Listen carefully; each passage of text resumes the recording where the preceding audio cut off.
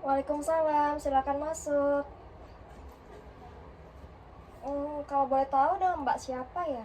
Nama saya Putri. Baik, Mbak Putri ada keperluan apa ke sini? Jadi maksud tujuan saya ke sini tuh mau konsultasi karena saya mengalami kesulitan dalam membagi waktu, memanajemen waktu saya sendiri. Kalau boleh tahu, tadi datang ke sini secara sukarela atau diarahkan oleh orang lain? Saya ke sini atas sukarela kemauan diri saya sendiri. Oke, baik. Jadi, Mbak Putri tadi permasalahannya tentang manajemen waktu. Iya. Jadi Mbak Putri, sesi konseling kita durasinya 45 menit. Kalau misalkan ada yang tidak jelas atau kurang paham bisa ditanyakan. Jadi Mbak Putri apa sudah siap untuk sesi konselingnya? Iya, saya sudah siap.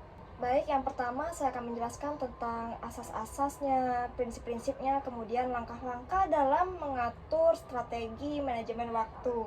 Jadi di dalam konseling itu ada beberapa asas. Yang pertama itu yaitu kesukarelaan. Jadi Mbak Putri tadi itu datang secara sendiri kan? Iya. Berarti itu termasuk ke dalam asas kesukarelaan. Jadi di asas kesukarelaan itu yaitu kita datang dengan sendirinya untuk menceritakan masalah yang kita alami. Nah, kalau boleh tahu penyebab Mbak Putri sulit dalam mengatur waktu ini apa ya? Nah, ini kan saya mahasiswi aktif ini di salah satu universitas. Jadi saya sulit memanajemen waktu saya itu karena saya berkuliah dengan saya sedang bekerja dan ada organisasi yang saya ikuti. Terus lagi ya ada urusan-urusan lainnya yang itu benar-benar sulit banget untuk saya memanajemen waktu saya. Jadi Mbak Putri, saya mempunyai beberapa langkah yang bisa dilakukan. Yang pertama itu membuat jadwal. Jadi Mbak Putri bisa membuat jadwal atau kertas yang ditempelkan di dinding kamar untuk mengetahui besok itu ada acara apa atau ada kegiatan apa sehingga tidak mengganggu waktu yang lain. Nah, yang kedua yaitu kita menentukan skala prioritas di mana kita itu melihat yang mana yang paling penting dan mendesak sehingga yang itu harus kita kerjakan terlebih dahulu. Dan yang ketiga, kita melakukan teknik belajar 25 menit dan 5 menit istirahat untuk otak kita tuh agar fresh kembali. Dan yang terakhir, kita bisa melakukan waktu luang untuk mengisi hal-hal yang memang harus dikerjakan setelah yang paling utama. Selain langkah-langkah, kita juga punya prinsip. Yang pertama yaitu kesadaran diri.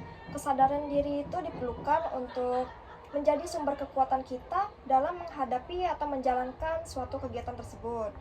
Nah, yang kedua yaitu tujuan yang jelas. Jadi yang kita lakukan itu jelas, ada dampaknya atau ada hasilnya sehingga tidak membuang waktu-waktu berharga kita.